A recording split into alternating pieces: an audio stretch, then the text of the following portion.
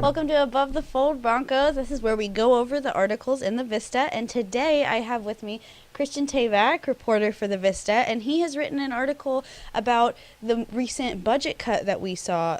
Christian, I know that you had covered the one in the fall as well, and this is the one for the spring. Could you tell us a little bit more about what's going on here?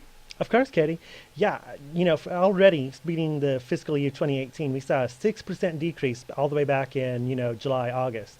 Well, this time we just saw an additional 2% decrease to that, which is kind of, dramatic considering we're this far into the fiscal year already.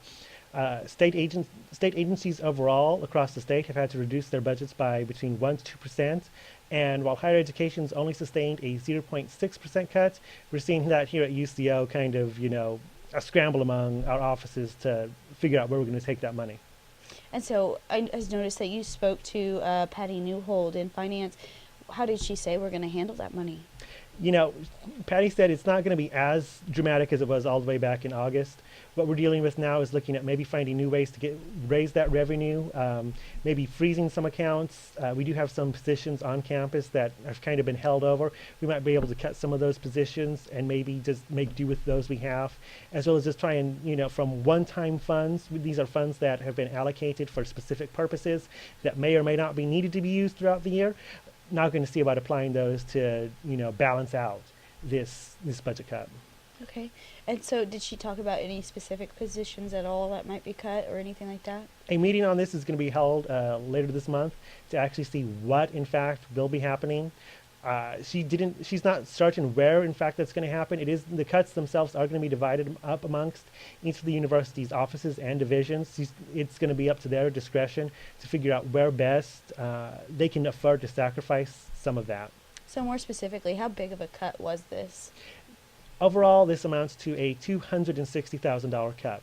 That in and of itself isn't so dramatic, but what we've seen over the last 10 years here at UCO is we've lost 30% of state allocated funding, which puts us as practically the least funded university in the state of Oklahoma, public institution, as it were. Mm-hmm.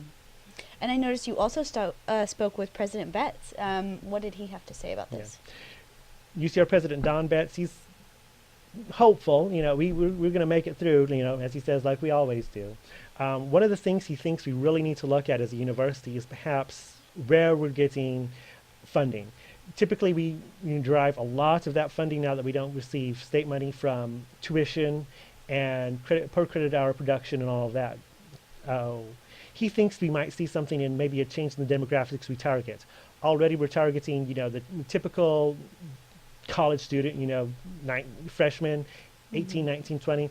He said that maybe something like returning students, older, those might be where exactly we can see an increase, since UCO is not as much of a, traditional university as, say, the University of Oklahoma or Oklahoma State University. So now I did see as well that you had said international students, they seem to be where the most of the decline is in enrollment. Can you speak a little bit more to that? Yeah. We've actually seen about a quarter, 25% decline in international student enrollment. International students only comprise very little of UCO student population. However, they do pay 3 times as much. For an average UCO student, they're looking to pay at like, $7,000. International student can expect around $21,000 by the time they figure, all the out-of-country tuition and everything comes into this. So that drop, while it's not dramatic overall for UCO's population, that does represent a hit to our finances. Speaking with the Office of Global Affairs and other officials, one of the reasons they believe for that is the change in political climate. This is something we see nationally. Overall, international enrollments declined around 17% nationwide. So while UCO is a cut above, perhaps the rest of the nation, this isn't something unusual that we've been seeing. And so what kind of impact are students going to see in regards to like tuition and things like that? Right now, the university is keeping this strictly to what we have as far as just with those one-time fees and everything else. There's not going to be any kind of increased tuition currently outside of what we just have. Obviously, that will be on the table as the university and the regional university system of Oklahoma is considering what's going to be happening for the fiscal year 2019. There's no telling what exactly that's going to look like, although the Oklahoma State Regions for Higher Education are, considering these things now, as well as UCO.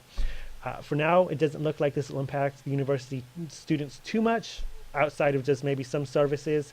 But like I said, Patty Newholt said there will be a meeting later this month to actually figure out what this is going to mean. With spring break coming up, there'll be a kind of a pause and when we might actually get an announcement on that. Okay, great. Thank you so much, Christian. And good article. You had a lot of numbers there. You handled them very well. So thank you so much for your time. And thank you all for tuning in. Be sure to like us and share our videos on Facebook. We'll have more for you soon. Have a great weekend, Broncos.